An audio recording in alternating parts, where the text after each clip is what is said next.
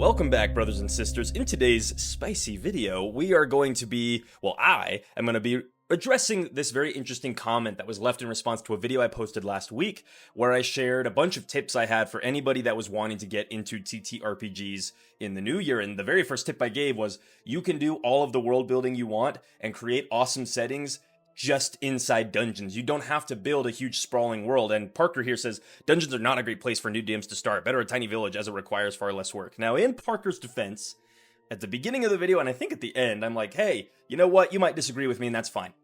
You let me know what you kind of think down in the comments. But Parker, I don't think if you go read the comment, it kind of just comes across as like very just like jaded and kind of like bitter about a lot of things that I said. And so I'm going to be petty right back, and I'm going to give you 6 reasons in this video why I think that this is a totally wild take, and why I think dungeons are actually a perfect place for new DMs to start, and better than a tiny village. I think that this idea of, hey, you don't need to start with a campaign setting, you need to just start with a small region, just start with the town. That's some advice that's been getting shared in the dungeon tuber scene for a little while now, and yeah, I don't know if it's actually as good of advice as maybe as people thought it was, because and thankfully Parker's comment showed that to me. So let's jump into it and let us pray. Right off the bat, my first counterpoint would be that as opposed to a town, which has a bunch of buildings and a culture and different leadership roles and all of that kind of stuff that you have to kind of think about when you're designing a town, dungeons are just a couple rooms. It can be a single room if you wanted it to be. Your very first dungeon could just be delving down into a crypt that is just one big open room with some sarcophagi and maybe a secret hidden room, right? Like, look at Matt Colville's Tomb of the, what was it called? Tomb of the something order. Dang it, I wish I could remember. But that would make me look like a really cool dungeon tuber, huh? But it's like you walk into a room, there's a hallway, and then it takes you to the main room, and then there's a secret room. Like, I guess it's 3, but it's just one little continuous line. There's hardly even any doors in it, I think. That is a hell of a lot easier to prep than an entire town. Like, I don't even like prepping towns because I have to come up with all of the names for the people who run the shops, and then I have to think of the names of the people who are in the tavern or who might just be wandering the street. I also need to plant seeds for adventures in the town to get the players out of the town. I have to think of what's the stuff that's going to show up in town to cause some action for the players to have a fight. Like, that is a lot of work. And is it low stakes compared to a dungeon? Yeah, maybe that's what makes it a little bit easier. You're not needing to think of like a balanced encounter, but a dungeon, you're prepping little rooms that have some really exciting things going on in them. Point number 2, dungeons are self-contained. This kind of goes in hand with what I said a moment ago, where it was like, I have to think of what's going to take the characters out of the town. Well, in a dungeon, the characters can't go anywhere except like down the hallway that is either going to take them out of the dungeon or deeper into it, right? So that self-contained aspect, the putting your players in lanes or rails for a railroad, right, is also very, very helpful and very, very useful, because you do not need to, as a DM, be worrying or thinking about like, oh man, like what about when they try and do some shenanigans? What if they just want to, if I'm starting in a village and I put the quest board up for the players to take a quest, and I've prepped all of them, I put all this work into getting them ready, what happens if the characters just want to run off into the forest and do their own thing? Now, I'm sure a fair response here is, well, that's part of the game, right? If it's an open sandbox world, your players should be able to run off into the woods. And that's true, but is that a realistic expectation, and is that a fair expectation of your GM, especially if they've prepped things for you to do?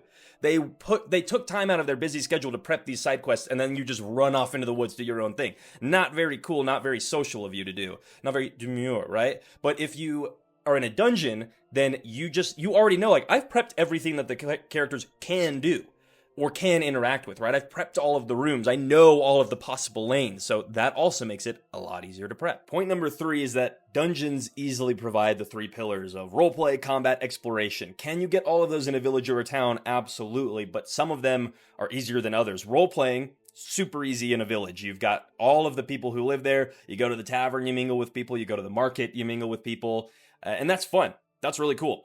In a dungeon, though, you can also have role-playing.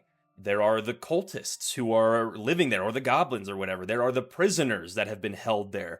There's the ghost of the Order of the Knights who is entombed there that you can speak with. There's the talking door that you need to, trick to open itself so you can get into the dungeon, right? You can totally add role-playing into your dungeons. Exploration.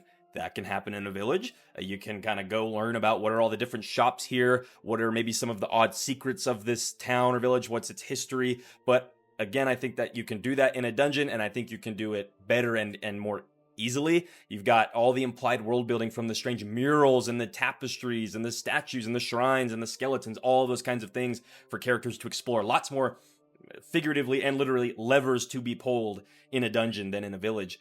And combat. That is super easy in a dungeon. It's filled with monsters and combat opportunities. In a village, you can have it, but I find it's hard to come up with encounters that aren't a tavern brawl or some monster has attacked the village or bandits show up, right? Point number 4, dungeons force important actionable prep. Builds off of what we were talking about in point number 1 and point number 2, that dungeons are kind of a small series of rooms and they're self-contained. Your characters just can't leave them, right? But the key word here is actionable. Everything you're putting in your dungeon, the prisoners to interact with, the traps to trigger, or the levers to pull to activate the electro shrine that'll shoot lightning and kind of make the area hazardous to maybe kill some of the enemies or whatever. The enemies themselves, the monsters that are in there for you to fight, all of those are things that your players can literally use their action to interact with. Whereas in a village, yes, you can go around and talk to people, and yes, you can go buy things, but honestly, like, there's not a lot of action to be had in a village. And I'm not talking action as like explosions and big fights. I mean literally like cause and effect, cool things are happening because of what the characters are doing. In my opinion, and from my kind of just now a decade of running D&D, I find a lot of the prep that I'm doing with my village is more stalling prep than it is actionable prep. It is things for my players to kind of go talk to or like mingle with or whatever until they just get bored and decide they want to go to the next dungeon and actually go do something fun. Now, is a shopping episode always a waste of time? Absolutely not. They can be fun. And I'm not saying you should never prep a village. What I'm just saying, though, is don't prioritize that boring prep over the actionable fun prep of a dungeon. Point number 5 is dungeons create lanes of action. And this is different than dungeons are self-contained, where the players can't just run off in any direction because they're in a lane, they're in the hallway, they're surrounded by stone on all sides, right? This is, as a player, when I am in a dungeon, I, on my turn, will have a much easier time inferring what I can actually do as an action. Or, just as valuable, the dungeon master can remind me or kind of give me my options, right? If I enter a room and there's a demonic shrine, a strange-looking door, or a portcullis on the far side of the room, and then a hallway we just came down and we can hear the cultists who are pursuing us making their way down that hallway, I know the 3 things that I'm probably going to want to, I've got 3 options. I know what I'm going to want to do on my turn. I'm going to either want to go try and open that portcullis, I'm going to want to investigate the shrine, or maybe try and destroy it or activate it, who knows, or I'm going to set an ambush for those cultists. Clear lanes of action.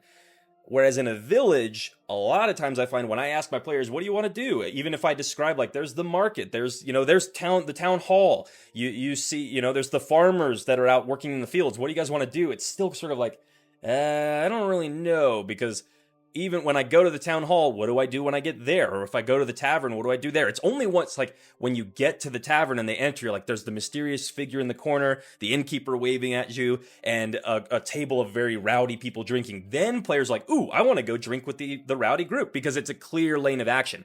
That's easy to do in a dungeon. And point number 6 might look like my pettiest one. Dungeons. It's literally in the name of the game. Like, I think it is silly to say, oh no, start in the town. Terrible place for game masters to start is in the dungeon. It's like, it's in the fucking name. Like, Dungeons and Dragons, that is the game. So yes, there is a little bit of pettiness there, but also I say this to challenge the advice or the approach to GMing that has been spread for a very, very long time. Basically, since I think Dungeons and Dragons channels kind of became a thing here on YouTube, of here's how to create your campaign setting. Here's how to create your big world for your players to explore, just like they do in Critical Role, just like they do in Skyrim and Breath of the Wild and all of these professional, massive, huge artistic ventures that are amazing.